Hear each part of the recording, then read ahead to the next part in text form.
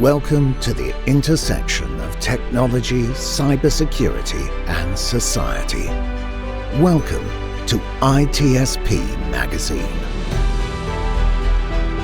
Knowledge is power, now more than ever.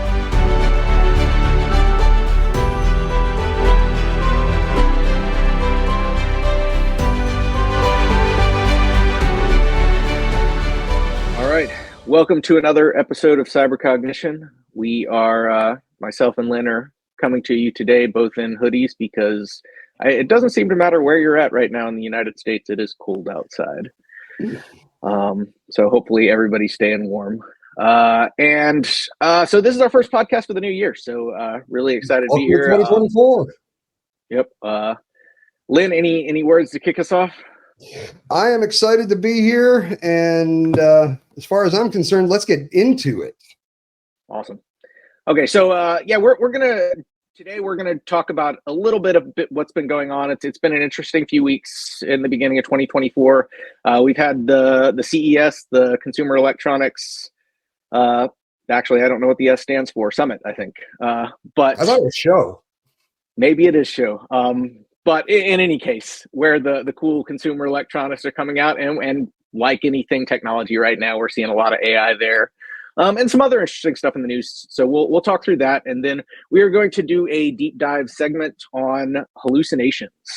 And this is not the type of hallucinations that's brought to you by mushrooms and LSD, but instead talking about hallucinations within the context of artificial intelligence, which I think is brought to you by LLMs.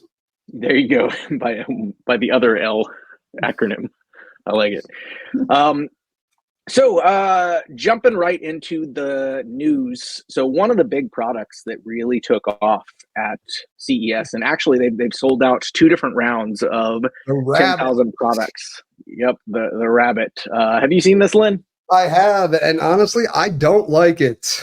I don't either. So, but I think it does. So. I think we need to tell people what it is. I mean, you and I are familiar, but you keyed this up, man. So take it. It's a small pocket device. It seems like so I did watch the keynote from the guy that founded the company, and it seems like the intention is to replace the operating system with a large language model, or what they call a large action model. And really all that is just another acronym to describe a language model that is operating as an agent. So it is able to take actions. And so the idea of the whole interface is a conversation. You tell it what you want it to do. It has access to various different backend APIs plugged into with your keys to your accounts, and is able to take action on the things that you ask it to do. And that's the whole interface. There is no traditional apps, poke around, and the fact that these things are going after the mobile market. And I watched the keynote as well. And the one thing that I found really interesting was the way that they're talking about breaking away from an app kind of model. To me, this thing is just an accident waiting to happen. Yeah, absolutely. I mean, we've talked a lot about the concepts of just user input. You know, as long as we're standing in 2004, January 16th, right now, when we're looking at the mobile market, everything is the app base. You know, and it's doesn't matter if you're Android, iPhone, and that segmented application space, I think, is very important. The thing that scares me the most about the rabbit is honestly the UI and the fact that it's all language based. We're going right back to what we've talked about in the past on this exact show in terms of words have different meaning based on context. Absolutely. Yeah, there's it's another layer of abstraction that gets us further away from the computer and what it's doing. And I think there's a lot of room to where the language that we are using to interface with the system now is much more open to interpretation than traditional APIs in the way that we interact with mobile apps. And so I agree. I think that it is concerning seeing that, but I do think that the fact that it sold out the way that it did does show that there is a significant consumer market and a consumer interest for this type of device, which to me, like you said, I think we're opening up Pandora's box. I think the likelihood that we start having problems with something like this because of that ambiguity around language is significant. But at the same time, just looking at the fact that we see this device, this is the first time we've seen somebody try to almost mobilize an AI LLM interface. We've heard about, integrating AI into things like Bing, Chrome, but now we're seeing a step beyond integration and actually making it the native platform. And I think this is definitely an area of the market that we need to watch. Agreed. So yeah, for anybody that's listening, again, the device is called the Rabbit. You can find it at rabbittech.com. Admittedly, I may get one just to play around with it. But again, I have a lot of concerns. We're both going to get one to play with it. I mean, you're the master of the language of deception, man. Anything with AI, I expect you to at least have and see if you can break. Yep, for sure. And I do think there's potential risk here, so it may be one to hack around with if you're interested in seeing what you can. There's no question that people are already working on trying to jailbreak this thing, get it to do things that it's not supposed to. So I mean, does this mean that we're going to have a rabbit version of Dan soon? Stay tuned. We'll find Rabbit out. Dan. There you go. Rabbit Dan. All right. The next. Oh, go ahead. Oh, I was going to say the next thing on the list of our stuff, as far as I know, is the research paper that was actually released on the multimodal self-driving framework. Yeah. So what's interesting about this and why this stood out to me is we've got right now most of our self-driving technology, at least so Tesla is kind of its own thing. Tesla runs on just the traditional computer vision, regular light sensors. But if you look at any of the big self-driving services that are exclusively for that purpose, stuff like Waymo, stuff like Cruise, they are running on multiple different modalities already. So they do have LiDAR, radar, also that RGB, traditional computer vision. But one thing that you haven't seen in any of these frameworks is thermal visioning. Mm-hmm. And it's interesting because we recently had the problem with Cruise, and I do want to at some point in the near future do a dedicated episode to self-driving because I think there's some fascinating stories in the development of each of these different groups. But this recent issue with Cruise was, of course, a person was essentially dragged under one of these vehicles, and there is an argument that self-driving has less incidents or less issues than regular driving, but some of the issues that do happen would never happen if it was a human driver. And I think this is one of those cases. And I think that's why it's unsettling for a lot of people. But thermal introduces an interesting new perspective because, of course, biological entities have their own unique heat signatures. And I think even in places where light is obstructed or traditional computer vision may be problematic, it could add an additional modality that makes these less likely to have problems, such as what we saw happen with Cruise. Well, I mean, if you take a look at it just from a governmental perspective, they've been using thermal imaging for decades, but for anybody that's interested in reading this article, I would highly recommend it. You can actually find this at arxiv.org. And we'll throw it in the show. We'll post all the links in the chat. But the thing that I found really interesting about this is just how they're actually doing what we've been talking about in the industry for years. They're actually layering the different techniques. You brought up Tesla and the fact that they're just using standard computer vision. That's to me the same way as saying a single point of access. You're putting all of your eggs in one basket. But let me ask you a diversion question here for just a second, Hutch. I know the answer to my answer to this question. Would you ever trust a self-driving car? So, interestingly enough, I actually was recently in San Francisco and I did take a ride with Waymo through Golden Gate Park. And Really? honestly, I was really impressed. So I had already kind of looked at both of the two options between Waymo and Cruise. And even before Cruise had its issues, my immediate thought was you've got Waymo, which is a subsidiary of Google, who has some of the biggest chops in the industry as far as machine learning. And then you've got Cruise, which is a subsidiary of GMC. And then I looked at some of the white papers and research, and it was immediately apparent to me that it was kind of the difference between night and day. I had zero interest in trying Cruise. I did want to try Waymo. Admittedly, I just did a small joyride through the park because I do have some concerns there. But I admittedly was impressed with the ride. This is Golden Gate Park. There are every single hipster playing Frisbee golf is jumping in front of the vehicle at random times. You've got dogs darting out of nowhere. You actually had a couple those situations really. Oh yeah, very unusual situations. Drive, and it was able to interface with those correctly. Yeah, it did very well. I was really impressed with how it handled. So I do think that 5-10 years down the road, industries like Uber and other people who do driving for a profession, I think there's a significant possibility that we do see more of that market share increasingly move over to autonomous vehicles. That is, unfortunately, by my standards, I agree that's the way it's going. Personally, I'm too much of a cynic and I'm way too jaded to ever trust a computer with that much ability to end my life. Yep. No, I definitely get that. And I had reservations getting on it myself. You're a brave man, Hutch. You're a brave man. Yeah, for sure. So yeah, definitely stories we'll have to dive into a little bit more whenever we do that dedicated segment. Lynn, any more comments on this one before we jump over to the last one?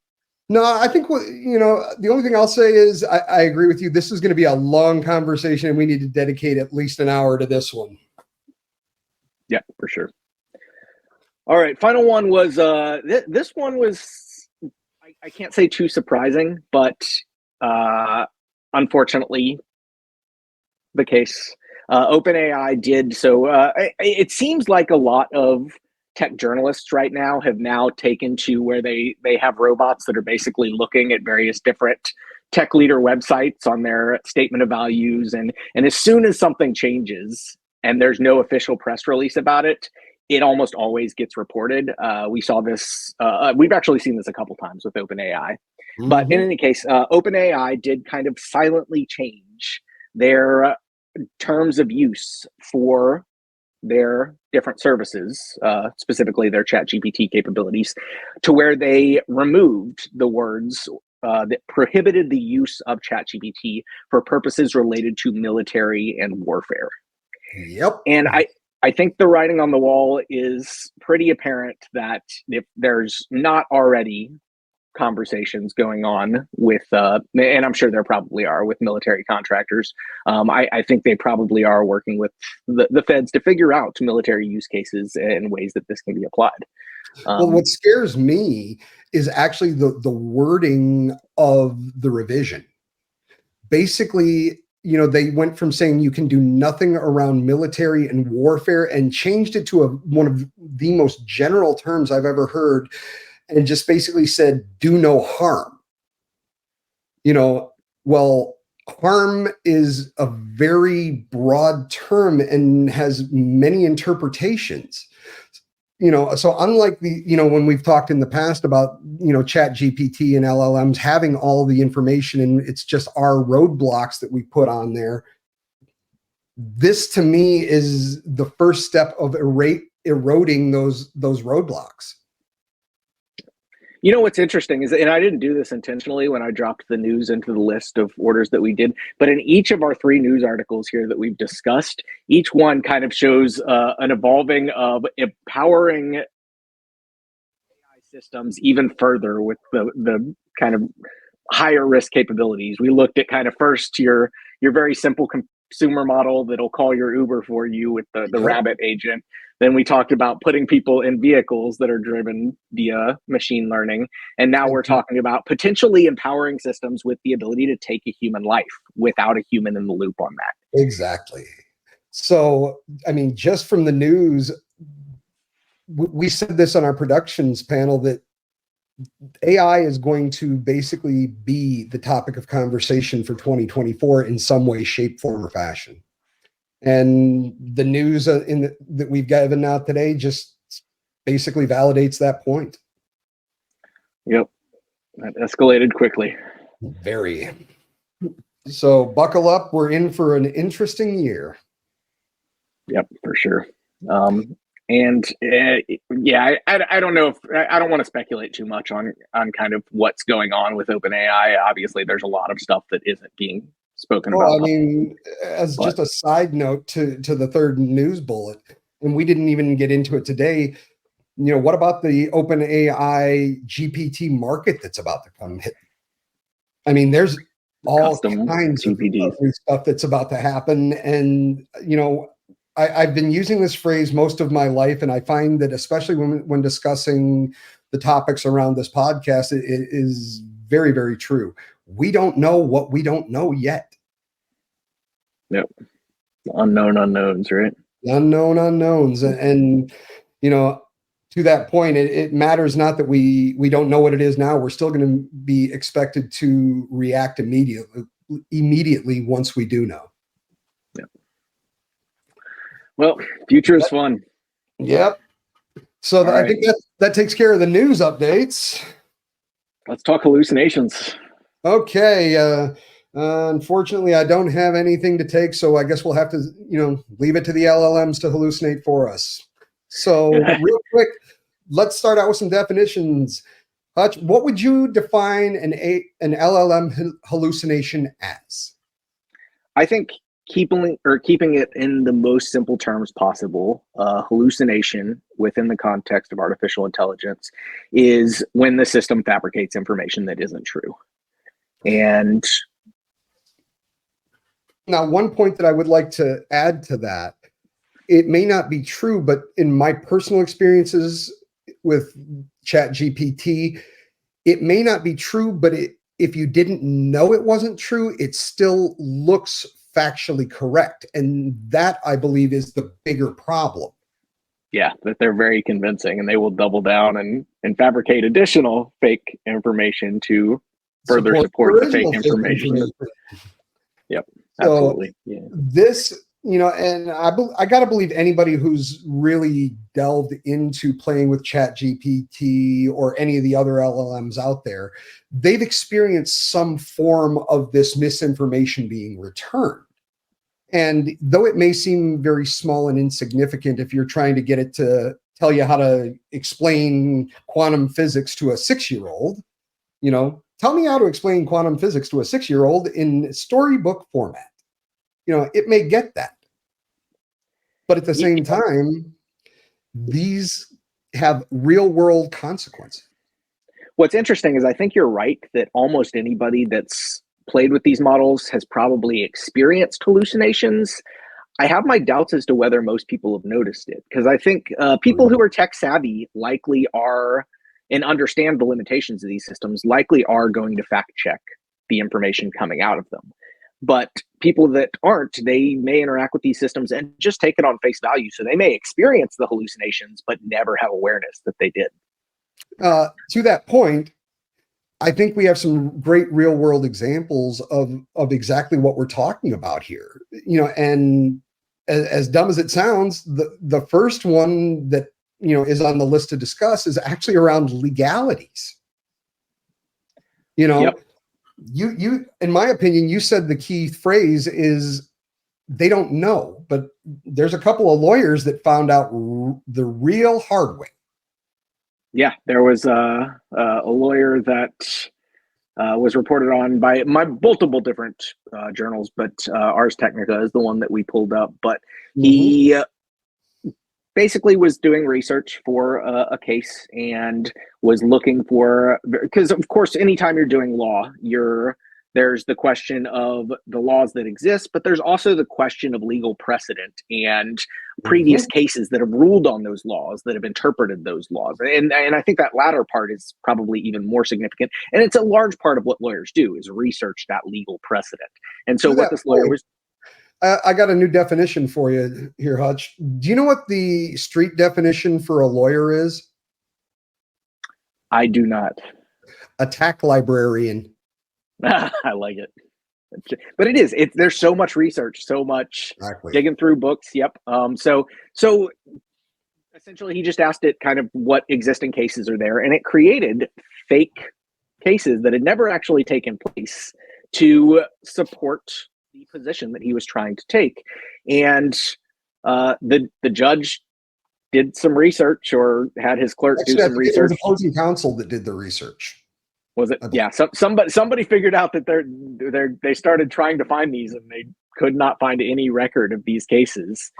And it ultimately came to light that one of the parts about that really was the crux of why the judges were so angry about this is that they had actually, I believe it was the 11th Circuit Court was actually the court that was cited for these fake, precedent cases, and it actually named real judges. So it was real judges on a real appellate court, and this was not only damaging to the case that these lawyers were actually trying to win, but it also brought up into scrutiny the fact that these judges are now involved because they're being there's claims that they have set precedent that was never actually set. Yep, and there's actually several lawsuits right now against OpenAI for libel because of that exact reason, where it will bring in real people into the context of kind of hallucinated circumstances and basically say they were involved in things or engaged in activities that they had no involvement with whatsoever. So it's definitely an ongoing problem. I mean, and the fact that we're dealing with lawyers, the one thing that you said in the beginning when we were first discussing the concept of hallucinations was the lack of any type of follow-up for validation. Yeah. To me, that is the biggest problem and it's not just in this case, because we've got a couple of more use cases that we can actually discuss, but all of these could have been very, very easily addressed if somebody had just taken the time to look at what was put back out from the chat model. But I think it flies in contrast to what the value of these chat models are, because if you think about it, everything about internet culture is all about instant gratification. I want everything now. And I think the reason that these language models took off as well as they did is because it really appeals to that instant gratification. I want to know something, and I don't have to dig through websites. I don't have to look at the 10 top links that Google provides me. I can just have that answer right away. And of course, if you're going to be, but to that point, if you're going to check your facts, to that point, we all know that when software is first released, there are bugs, there are issues. I mean, and I'm not deliberately trying to slam that large operating system in Seattle, but we all know you don't load the new version until the first service pack comes out. So why would a language model or something like ChatGPT be any different? At its core, it's still just a program. But unfortunately, I think we know that. I don't think everybody knows that. And I think a lot of people, they just want that instant answer, and they're not going to look twice. So they're not going to go check this. Unfortunately, I think, and what goes directly into this part of the conversation is the missing piece of how do we identify something that was generated through AI to know? Yeah, the provenance question is hard, of where this stuff came from, and kind of all of the watermarking technology that I've seen is just garbage in terms of being able to easily strip it out, easily fabricate it. And so absolutely, and that's going to be the problem as these LLMs become more and more precise. They're going to, if the hallucinations continue, they're going to continue to probably advance at the same rate of development as the neural networks that they're being hosted on. So it may still be a hallucination, but like you said, if the hallucinations become more and more believable through context, choice of word, this is just going to continue to exacerbate the existing problems. So the next one that we had was Google Bard. And I think this was a pretty well documented one, but of course this was Google's big moment to try to compete with OpenAI, and it was kind of their first public showing of Bard. They did a demonstration, and I guess they didn't thoroughly vet the output from that demonstration, because this was a pre-recorded demonstration. It wasn't like it was a live thing either. And during that conversation, or one of those conversations in that presentation that they had with Bard, they asked it a question. And admittedly, I don't remember the exact specifics of it, but basically the question was, what new discoveries from the James Webb Space Telescope can I tell my 9-year-old about? And Bard responded with a number of answers, including one suggesting that the telescope was used to take the very first pictures of a planet outside of Earth's solar system, or the exoplanets. And when that was actually fact-checked, that was actually done by the European Southern Observatory's Very Large Telescope back in 2004. So it was not that it was telling something that didn't happen. It just wasn't right. Because and of course this showed real world consequences, because as soon as that happened, we saw the Alphabet stock just take a nosedive. Yeah, I believe it dropped. Where was that? It was like 5 to 10% or something. I want to say it was 8 or 9% overnight. So very real world and very, very quick. Yeah, and then another interesting one that actually you mentioned to me, the bug bounty stuff. So for anybody that's in cybersecurity, this is an interesting one. Lynn, you want to? Absolutely. If you're not familiar with bug bounties, this is an ongoing program by most software developers, where people out in the field, people like Hutch, myself, other security researchers, we will go out and actually try and break these products. We will try and break the programs. And then if we can get a bug, we'll turn it into those developers. We get a reward for finding it. They get better software that's more secure. It's a win-win for everybody. The problem is, we're starting to see more people who have absolutely no bug bounty or bug discovery skills using ChatGPT to not only write the bug report, but in sometimes manifest non-existent 0-day exploits. So the problem is once these developers get these bug reports back from the field, somebody actually has to go through and vet out these reports. If I do A, B, and C, does D happen? Now, before the language model advent, it was very easy for people in the field to look at a report and go, this person doesn't know what they're talking about. This is not real. We can just throw it away. You're not wasting time. Unfortunately, now that we're seeing ChatGPT, and as we've already shown in the previous examples, it's able to provide context that's within spec, but may not be actually factually correct. So now we're having security researchers at these development companies spending sometimes multiple days trying to recreate events, only to find out at the end that these were completely fictitious and created by ChatGPT or one of the other language models, and they've wasted time, resources, and they're not finding anything to actually help improve the solidification of those applications.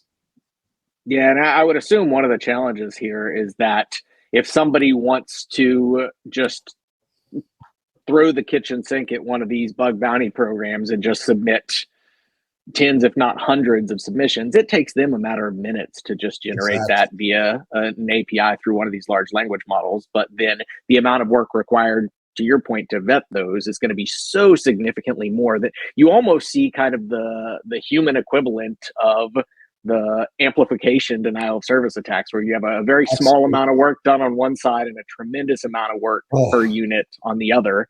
And so unfortunately, I think that's a consequence of what we're seeing is it's becoming a denial of service. They're not able to do their work anymore or process these bug bounty requests in any meaningful way because of the sheer saturation of just garbage that's being sent to them.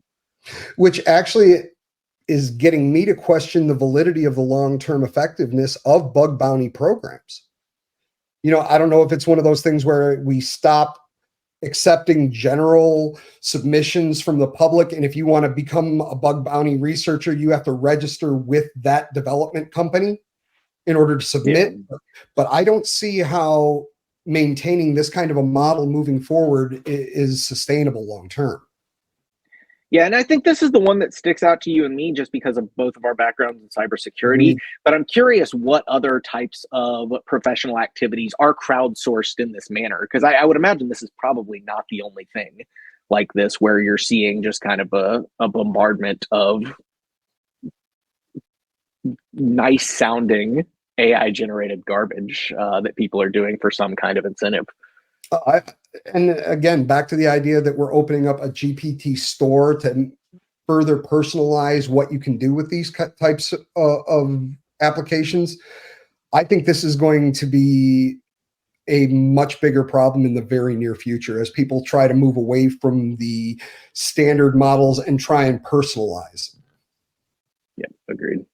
I think so. I think one question that's worth asking here is we've talked a lot about kind of what hallucinations are within the context of large language models, and definitely some real world examples. And Len, to your point, I imagine most people that have played with them have probably experienced their own interesting anecdotes of these. But I think it's worth digging into why these happen. And I guess, Len, did you want to take a swing at that, or if not, I'll. You know what? You're the current AI guru. Why don't you tee this one up?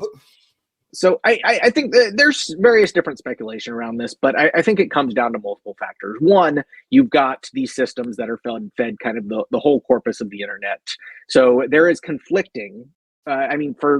While there is some things that are very black and white and very clear what is true and what is not, I think a lot of the world involves questions of certainty and opinion, and there are things that are true for one person that are not necessarily true for another. And when you take in the data from all of the internet, you're getting all of those different perspectives fed into this language model. So it's not fed truth, it's fed a wide range of different perspectives, from the world is round to the world is flat and everywhere in between.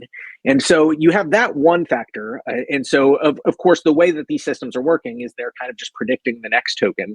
And so they are essentially averaging out conclusions based on a probability distribution of what should come next. And so, again, there's no weight assigned to what is true. It's just what is probabilistically next. And I think that's the other big factor, is in addition to the fact that you've got this confluence of all of this data from the internet, you also have a system that is executing not as a matter of truth, but as a matter of probability. And so, and also the fact that in general, these systems are rarely going to tell you, I don't know.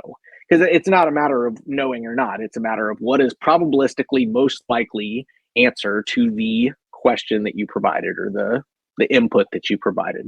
And so if there isn't a well-defined answer for that it can use, informed on the probability and the data that had previously been provided to it, then it is just going to use that larger probability distribution to create something that sounds like a good, well-formed answer, but is essentially anything but. And I would say that's kind of my best take on why these happen. There has been some interesting studies into observability and kind of understanding how the various different neurons within the larger neural network affect the output of these systems. And those are definitely fascinating.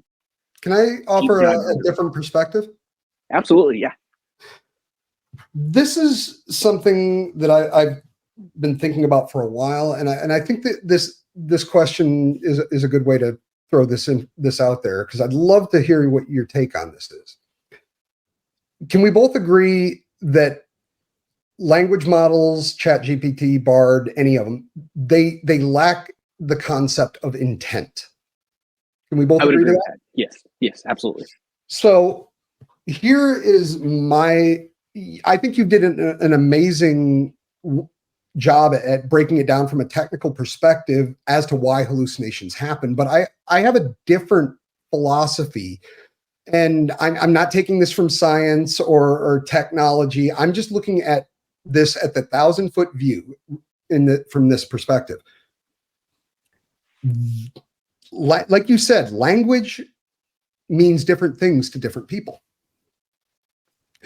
I can ask you to hand me a glass of water 37 different ways, and the message is the same.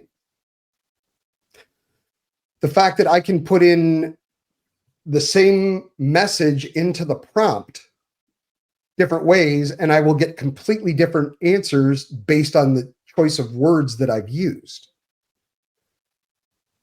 To build off of what you said, there is no intent for the LLM. It's basically just taken raw data from the internet, and like you said, it's just trying to queue up based on the neural network and what predictively could be the next question. But I also want to throw out there, just for conversational purposes, what if it's just misunderstanding the prompt?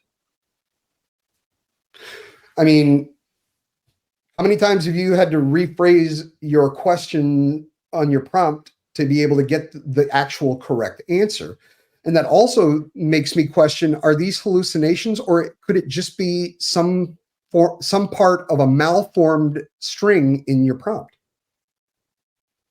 Yeah, I think there's definitely cases where that is going to be, because largely where we see these hallucinations anyways is where there isn't well-established documentation, or maybe it is related to events that have taken place since the model was trained. We know that these models have a lag time of a couple of years in most cases in terms of the data that they have. So if you ask them something about something that's happened since that trading data ended, it has no record of it. So I think there definitely is kind of a level of in understanding. So understanding is an interesting term. I think that's, and I think there's a whole conversation that could be had for that, because I think I'm very confident in saying that I don't feel that these systems are conscious or sentient in any way. But I do think that there is a level of understanding, because there almost has to be when you make the optimization function guessing the next token. In order to be able to guess the next word in a sentence really effectively, you do have to develop an understanding of what is being said. So I think there is a factor of understanding there. And I think when you break it down in that way, there definitely is an argument for misunderstanding being a potential factor in generating hallucinations or false information. I mean, take a look at, are you familiar with Flow GPT? I'm not.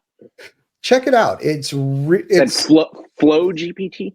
FLOW GPT. It's a prompt generator site for basically any LLM out there. And the reason I bring this up in regards to the hallucinations is you or I, let's just talk about Midjourney for just a second, because I find that to be a really good example when you're trying to, get somebody to get a picture in their mind, because you're trying to create an image from words. You and I would go in there and say, I want a picture of a hacker wearing a hoodie in a basement. Put that same thing into one of these prompt generators and see the fact that it's going to give you 4 paragraphs worth of description. So that just kind of brings me back to the idea of, if we were able to give a true 100% perfect prompt, would these hallucinations still happen? I think there's 2 factors to that. I agree that's absolutely a factor. I think there's also the question of if it has some kind of context to base its output on based on its learning set, because I think that's another kind of misunderstanding where maybe there's the ambiguity in language, but there's also I have no point of reference. And to what you're saying point right there, Hutch, do you think that that's a failure on people like OpenAI and Microsoft and Alphabet, to where instead of putting in parameters that says, if I don't have any contextual knowledge up to this question, they don't have a problem saying, I can't give you the information on how to do something because it goes against our standards. Why don't they have the same type of thing in terms of, if I don't have the answer, either say I don't have the answer, or just not return anything, as opposed to trying to make something up? Well, actually, I think that's an excellent segue into the last section that we had here, which was kind of talking about solutions and ways that some of these problems can be solved. And I think that there is one component that I've seen that OpenAI has been using increasingly more, which is their reinforcement learning with human feedback. And I know that is one of the things that they're trying to do through that process is minimize these hallucinations by doing that very thing. If it doesn't have a frame of reference, or if it doesn't have a correct answer, then being able to actually say, I don't know, or I don't have any knowledge of that subject matter. And so I guess to take a step back real quick, what RLHF, or reinforcement learning with human feedback, is they essentially get a group of people, and OpenAI has made a point to say that they try to get a very diverse group of perspectives for people that are engaging in this activity. And they'll use the large language model with a single prompt and generate a whole bunch of different outputs. And then they will have those human users rank the outputs based on what is most useful and a helpful response. And through that process, it's kind of just a traditional reinforcement system where they reward more valuable responses and kind of penalties for less useful responses. And so that's one of the processes that we're seeing OpenAI and other language model companies do to try to minimize these hallucination problems. As one of the AI, thought leaders in the space right now, deal with it. If you don't want the accolades, don't write the book and become a bestseller.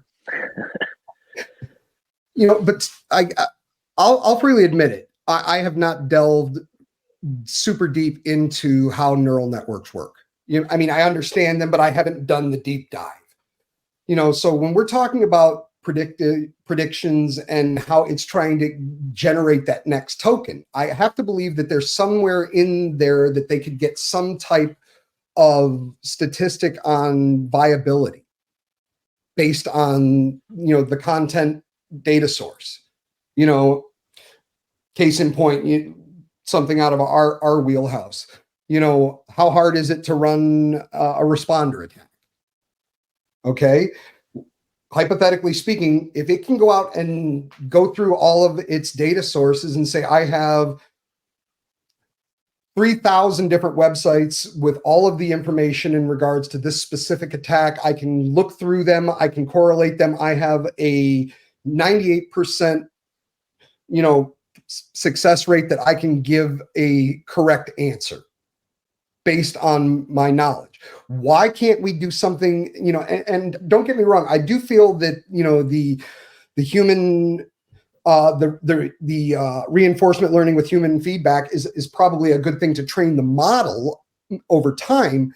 But why are we looking at things so complicated when this, in my opinion, and again, I'm not a neural network programmer, but I've been a programmer in my past. This seems like a very simple solution. So there are a couple things that are being done kind of similar to what you described. It is extremely difficult to really kind of look back at the weights of the neural network to understand, because there is no indexing of kind of what information. It really is just compressing knowledge. So there's no easy way based on the neural network for it to identify, well, I have X, Y, Z sources. But two things that kind of resonate with what you described. One is increasingly being called retrieval augmented generation, or RAG architecture. And you're seeing this actually more with, so GPT-4 has now released a version of this.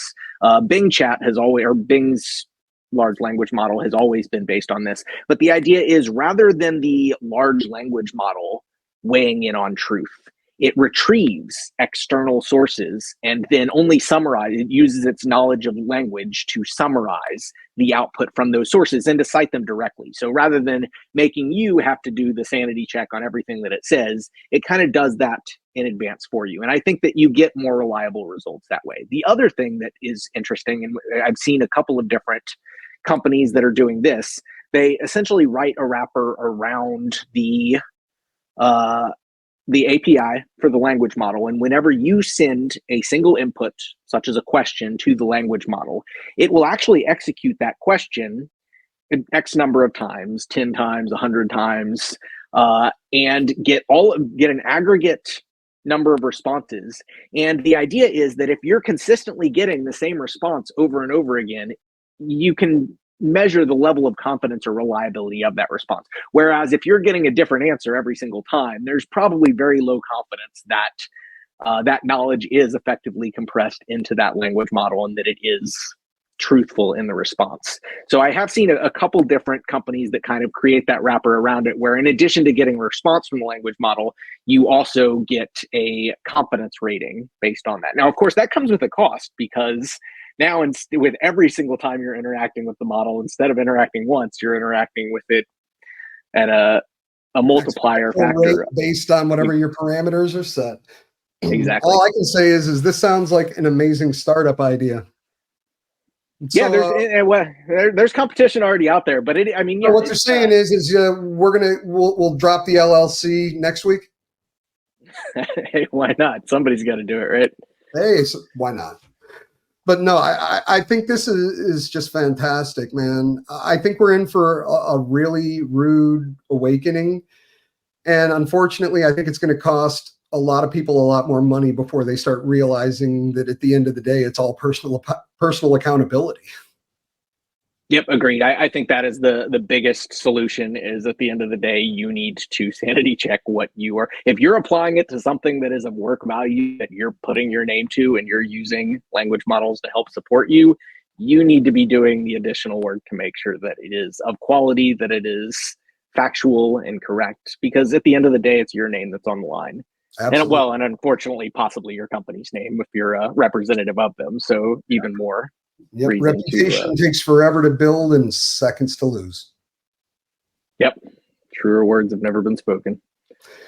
But yeah, man, I think we're going to see some crazy stuff coming up. Anything else that you've got as far as, throwing out there in terms of mitigations, remediations, things to look out for in regards to this hallucinations? No, I think the one other thing that I've seen companies do, I guess two other things. One is you are increasingly seeing, instead of using one large language model, we're seeing various different startups that are using basically this ecosystem of experts, so to speak, where they'll have smaller models that are domain specific. Maybe it'll focus on healthcare, or maybe it'll focus on technology or law or something like that.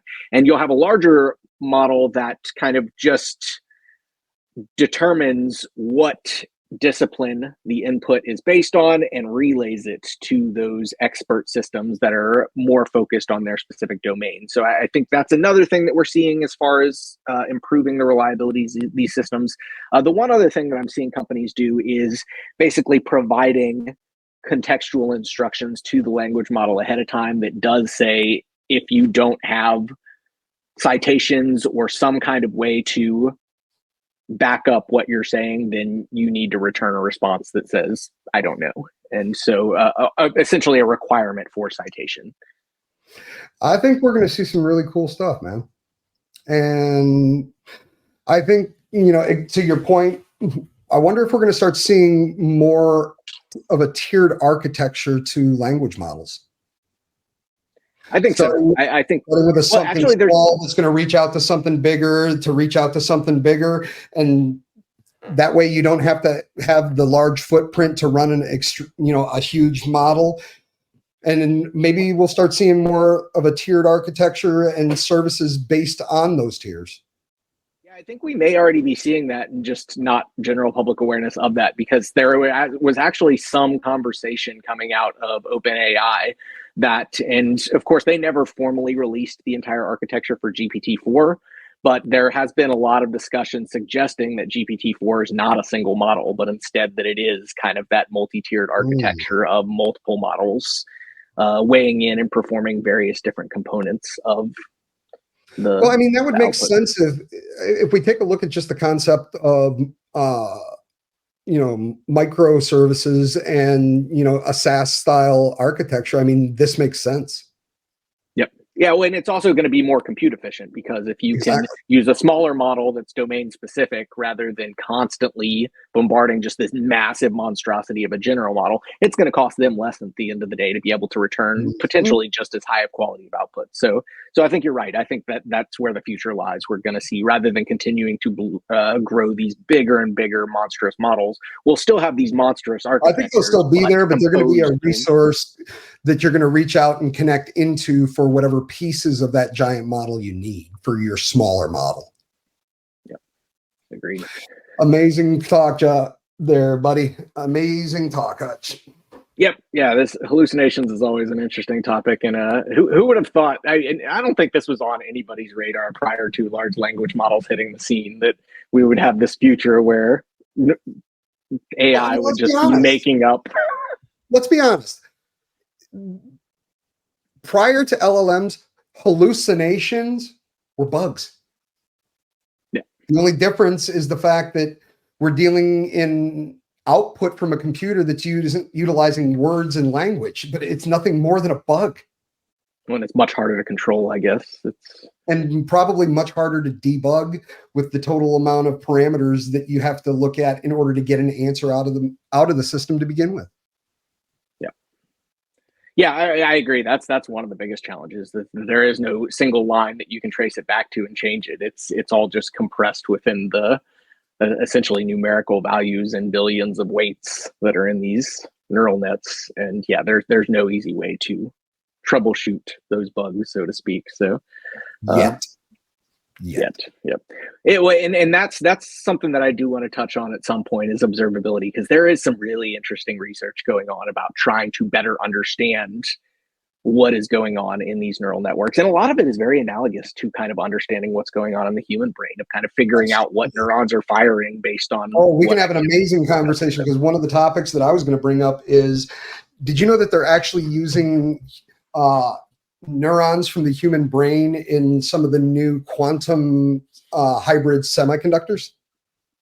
No, this is news to me. It sounds so we've been talking about AI for a while, so you brought me on to give you some of the futurist stuff. So yeah, they're actually experimenting with actual human neurons as part of an actual semiconductor or processor for quantum-based computers, because if you think about it, the brain is basically just putting electricity across a neural network. So I think that a lot of the advancements in the research that we're seeing in LLMs are actually going to correspond over into biological as we move forward.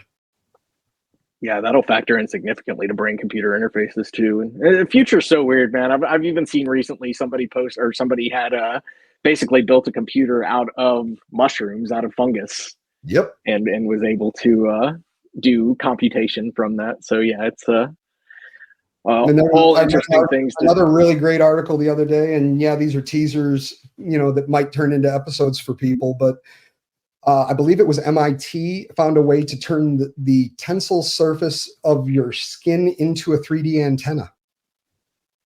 So it turns your entire body into an antenna. That sounds up your alley. And we've actually grown some actual human skin around a metallic robotic hand that if you cut it, it will bleed and it will heal. Wow. All right. Well, plenty to talk about in the future. But again, this has been a fascinating conversation. Looking forward to more to come. Absolutely. Thanks for another great episode, Hutch. All right. That's all. Over and out. We hope you enjoyed this conversation. If you learned something new and this story made you think, then share ITSP Magazine with your friends, family, and colleagues. If you represent a company and wish to associate your brand with our conversations, sponsor one or more of our columns. We hope you will come back for more stories and follow us on our journey. You can always find us at the intersection of technology, cybersecurity, and society.